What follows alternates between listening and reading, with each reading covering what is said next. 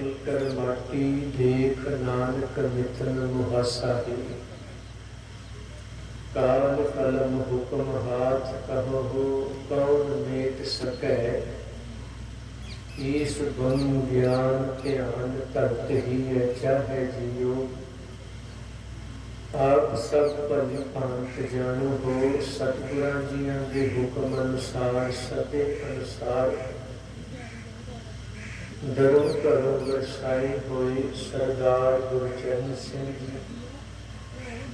जो पिछले दिनी सवासां दी पूंजी नूं भोग के परलोक गमन कर गए सन,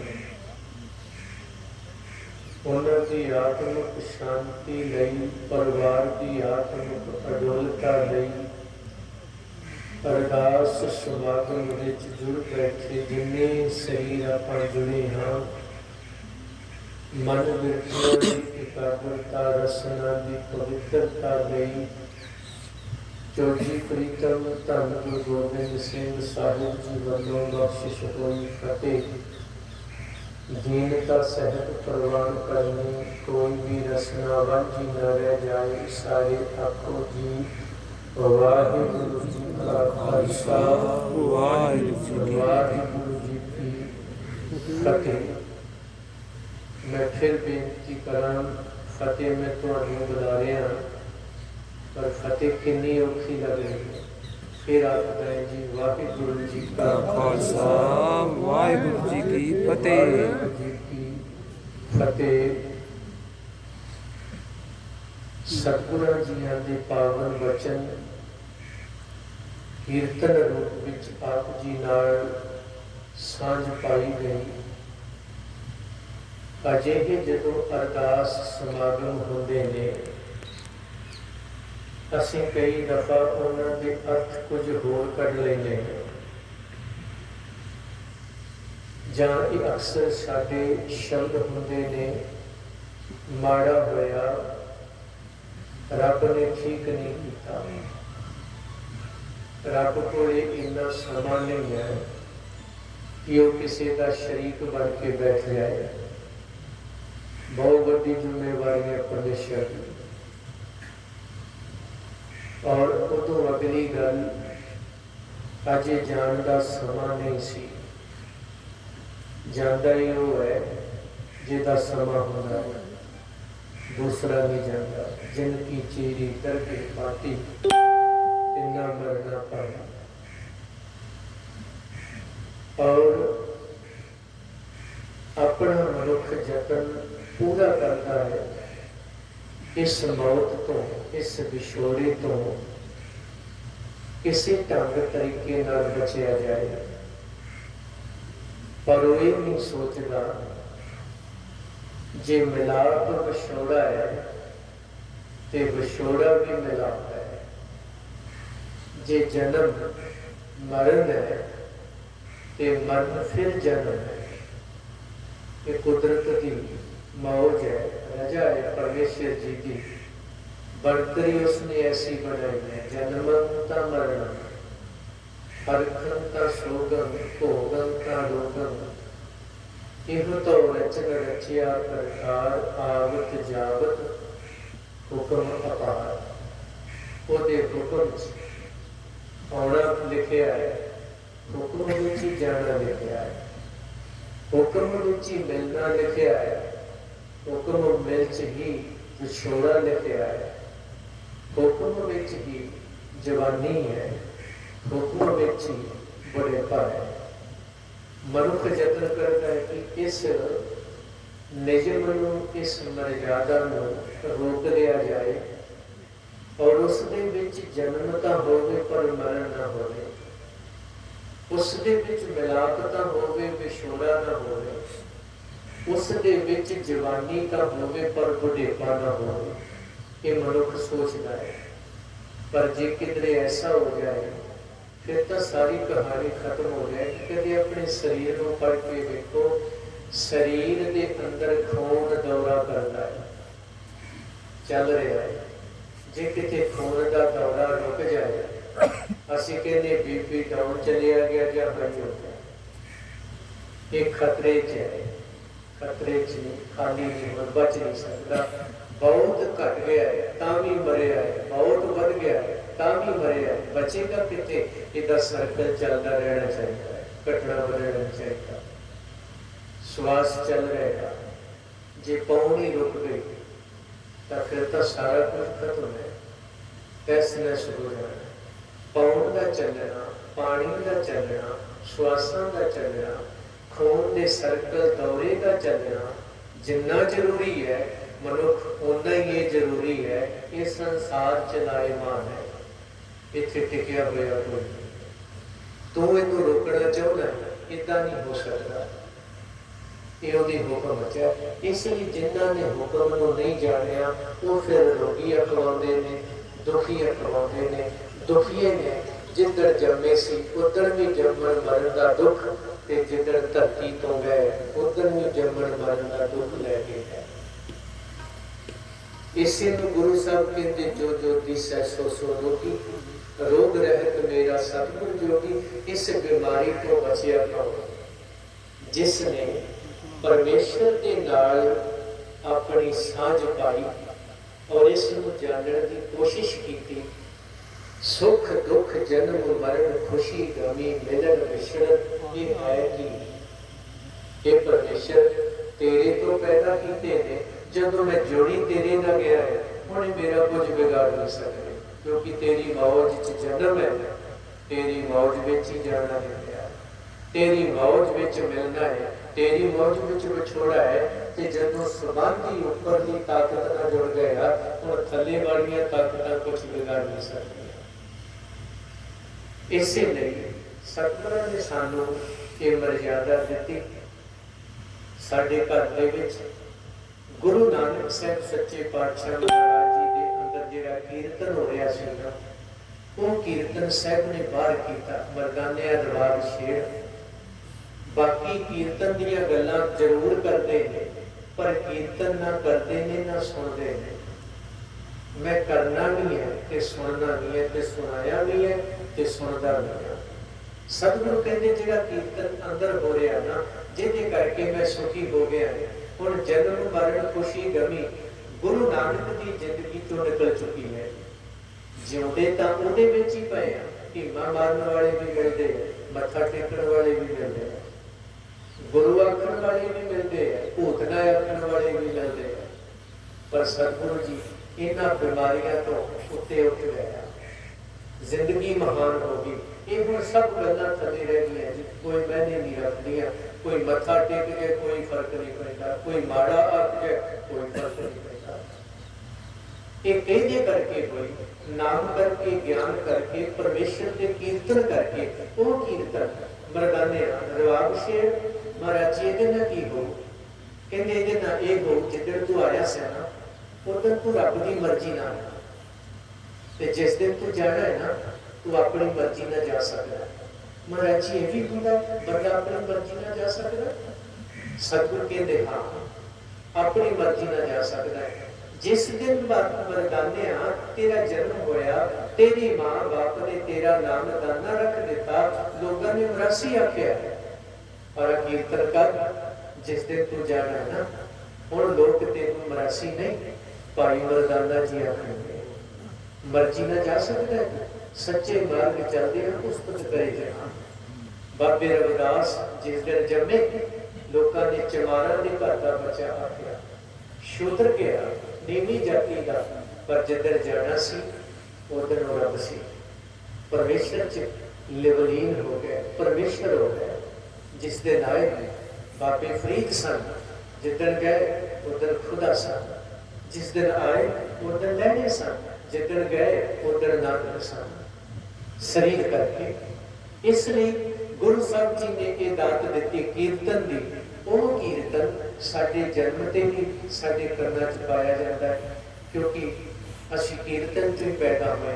कीर्तन नाम है, नाम के तारे सगले जगत नाम के तारे खंड ब्रह्म। नाम तो पैदा हुए हैं ते जेड़े अगे विकार ने जहर रूपी सानू चबड़े हुए वो लखने भी नाम करके है। भरिए मत पापा कै संग वो धोपै ना मैं कह रंग, नाम नाल ही अंदर नूं साफ किया जा सकता है ते अंदर नूं सोझीवान बनाया जा सकता है। सतगुरु जी ने वो कीर्तन को नाम साडी झोली विच पाया, कह लगे जन्म ते भी नाम।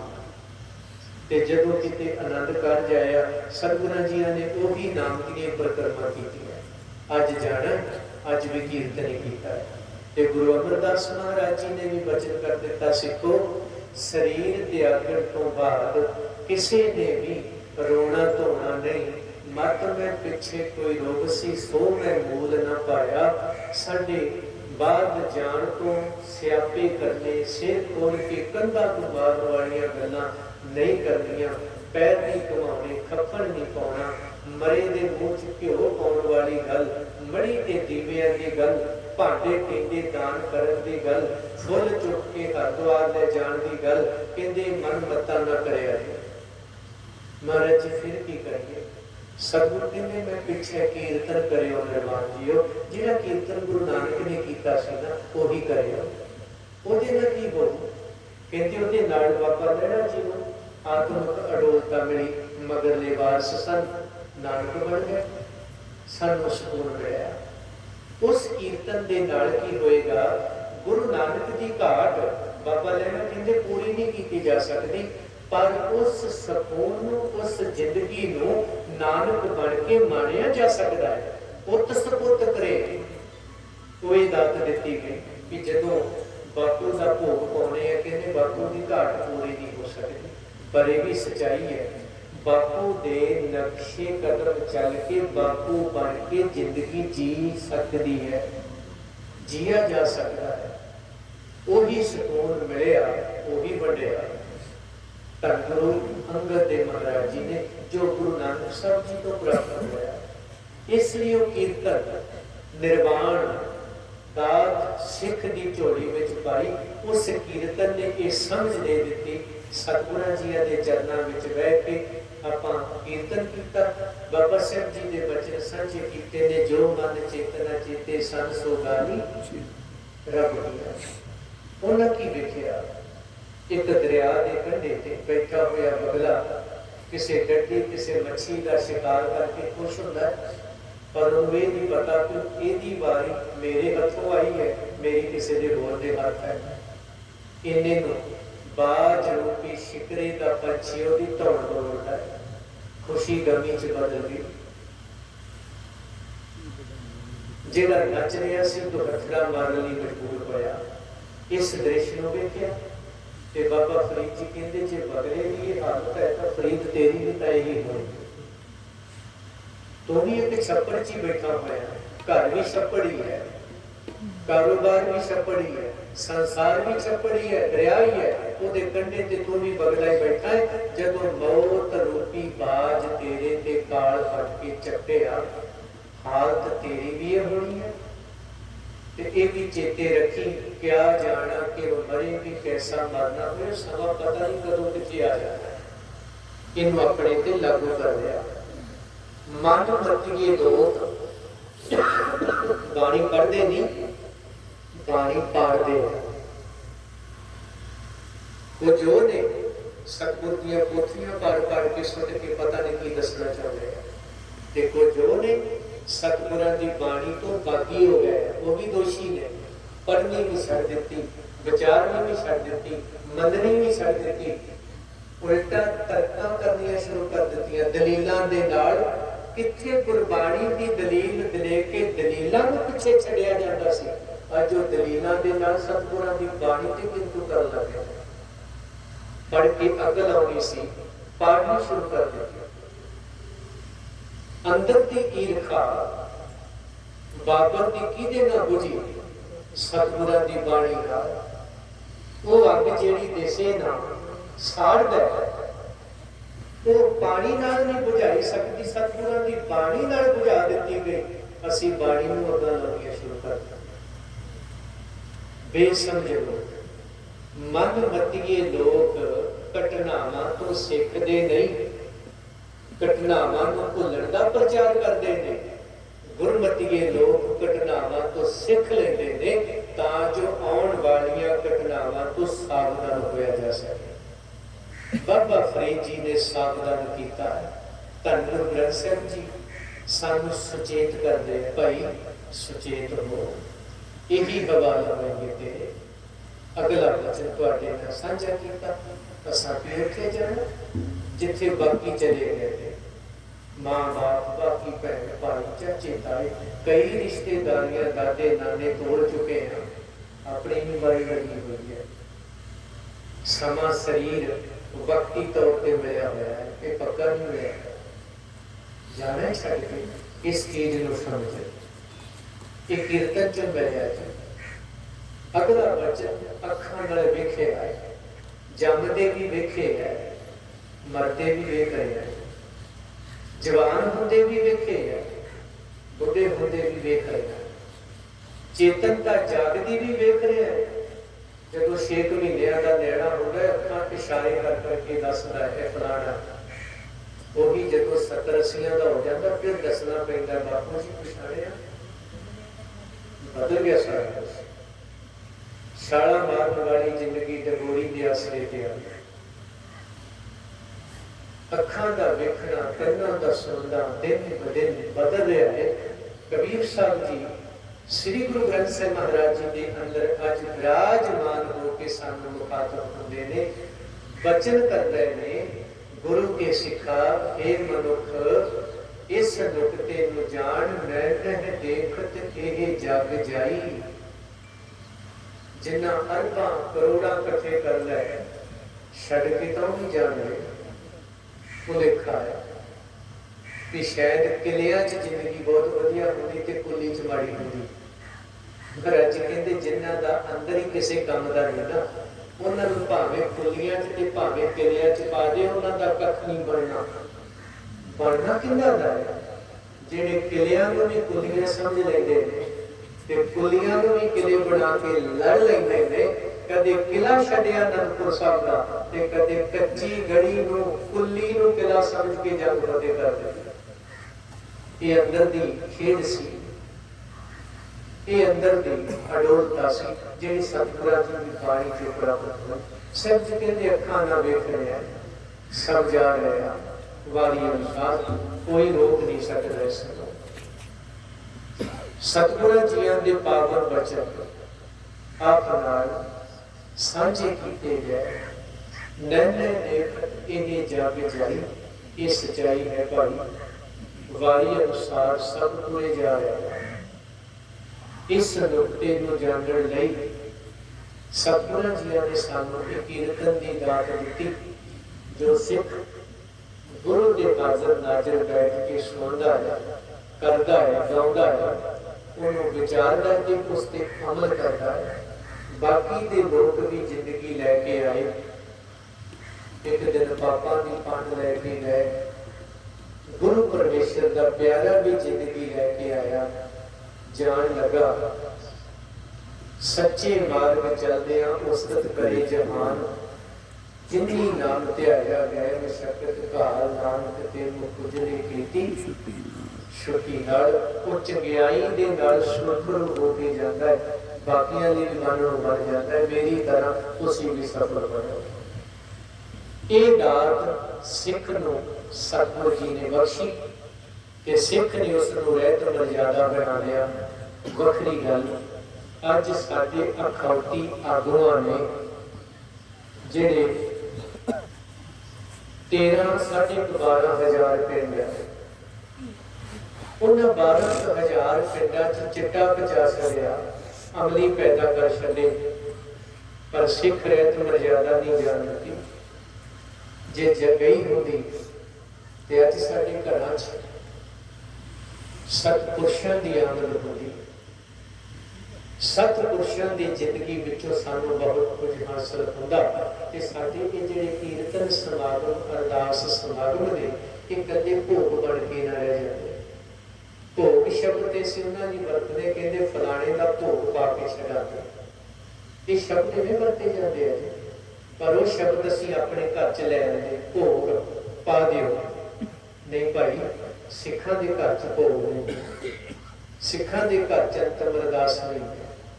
ਇੱਥੇ ਤਾਂ ਅਰਦਾਸ ਸਮਾਗਮ ਹੈ। ਔਰ ਇਹ ਅਰਦਾਸ ਜਦੋਂ ਕੱਖ ਵੀ ਨਹੀਂ ਸੀ, ਉਦੋਂ ਵੀ ਸੀ जिस दिन कख नहीं बचना उधर भी अरदास होनी। ये शब्दां की मुताज नहीं परमेश्वर तक चली जाती है। इसलिए सानू अरदास समागम दिता, उहदे विच असीं जाण वालियां दी कीर्तन करते हैं। जिहड़े मौजूदा परिवार उहदी आत्मक अडोलता की अरदास करते हैं, जिन्नी संगत आई हुई है उहदे लिए अरदास करते हैं, सतगुरु किरपा कीती तो सानू जिंदगी बख्शी, एक होर किरपा करी बाबा, विख देखिया संसार भावें इस तरह का रखिया करो, गुसाई मेरी राखी करियो। की राखी कराउणी है महाराज जी, मैं जिधर धरती तो रुखसत होना है ना, उधर मैं अपनी मर्जी ना जा सका, कुछ चंगा लेके जावा, इन्नी की कृपा कर दियो। जिधर जमया सा मैं उहदे नाल मेरा कोई मैना नहीं कितना किथे जमया, हाँ जिधर मरना है ना वो मेरा सफल हो गया, बस इन्नी कहा। जन्म दी नहीं, मैं मरण में मुखड़ा करे। इसीलिए सतगुरु कहते जो तो प्रेम खेलण का चाहो, सिर तर कली गली मेरी आओ, ये तो मार्ग पैर करीजे सिर दीजे कान न कीजे। पहला मरण कबूल, ये मरण कबूल पहला इसलिए किया गया, जदों भी किते किसी जिंदगी का खुलासा होता है, उसका जन्म किथे होया ये घट वेखिया जाता है, वो मरण वेले की लेके गया ये वध वेखिया जाता है। ये छड़ के की गया है, ये लैके की गया है, ये वेखिया जाना है। इसलिए सिख अरदास करता है, सतगुरु मेरा मरण सफल कर दे। जिस दिन मैं कर्मा करके मैनू किते भी जिंदगी प्राप्त हुई, पर तेरी नदरे कर्म हुई, मैनू मनुखी जामा मिला और बड़ा कीमती वक्त ये जिहड़ा शरीर वक्ती तौर पर मिलिया हुआ है। गुरमुखो ताकत ज्ञान पैसा जिन्ना इकट्ठा किया सी, डिग्रियां भी इत्थे सड़गल जानियां नहीं, नाल जानियां। जे नाल कुछ जाना है तो परमेश्वर जह मात पिता सुख मीत ना भाई, मन ऊहा नाम तेरे संग सहाय। धन गुरु अर्जन देव जी वो नाम सानू पंज प्यारे दिंदे ने, झाती मार लियो कि पंजां प्यारिਆਂ को नाम किन्ने अपने लिया होया। ते सिखां दे घर च कल्ला बाबा ना ते नाम दे सकदा जी, ते ना ही बंदा ले सकदा। इत्थे ते पंजां तो पेश होना पैंदा ते पंजां च शामिल होना पैंदा। इसलिए झाती मार लियो ते जिहड़े वीर भुल भुलेखे च कह दिंदे ने अमृत दी की जरूरत है, तुसीं गुरु गोबिंद सिंह साहब दे शरीक बनने की कोशिश ना करो, ਉਹਦੇ ਵਿਰੋਧੀ ना बनो। ये गल कह के अमृत की जरूरत है, कौन कहता है? धन गुरु गोबिंद सिंह साहब। असीं कौन होंदे गल कहण वाले? अमृत की की लोड़ है जी? इसलिए लोड़ है तो जिधर जम्मिया से सिखां दे घर वड्डा होया ते भरा सिख मिले, ब्याया गया ते परिवार सिख मिलिया, हुण जान लगा प्यो बन के चलिया सिख बन के जाई, सिखी तो बिना न चलिया जाए। वो सिखी सानू खंडे की पौड़ ते पंज बाणियां चो दृढ़ कराई जाती है, ये झाती मार लियो। और जिहदे अंदर ये सिखी वस गई उन्हें फिर दुख ते सुख नूं एक बना लिया। ये परमेश्वर मिले आ तेरी रहमत है, अज विछड़ गए आ तेरी मौज है। अज जन्म होया तेरा शुक्र, अज शरीर के तौर पर पर लोक गमन कर गए छड़ के, ये तेरा भाना है, ये सिख के हिस्से आया। इसलिए सिख अरदास समागम करता है, उस अरदास समागम विचों सिखदा है नाम तो बिना छुटकारा नहीं, नाम नाल निभना है, बाकी सब कुछ इत्थे छड़ जाना है, नाल कुछ नहीं जाना। नाम करके ही सब कुछ है, नाम करके ज्ञान मिलिया। बाकी दे लोग कहते ने साडे बापू का भोग है, सिख कहता नहीं मेरे बापू का भोग नहीं, अरदास समागम है जिथों मैं ये सीखना है। बबाणियां कहानियां पुत सपुत करेन ते नाले भी सीखना है। भाई गुरदास जी जिक्र करते हैं, कहते अंबी की सदर अंब पूरी, अंब की जिहड़ी सदर है ना अंबी तो पूरी नहीं की जा सकती, सूरज की बराबरी दीवा नहीं कर सकता। बनस्पति अनेक तरह की है, ये चंदन के बराबर नहीं हो सकती। खूह आखे मैं मीह बन जावांगा, ऐसा नहीं हो सकता। 33 करोड़ का कोई जिक्र करे गुरु वर्गा हो सकता है? बिल्कुल नहीं। इसी तरह छप्पड़ आखे मैं समंदर हो सकता है? नहीं हो सकता।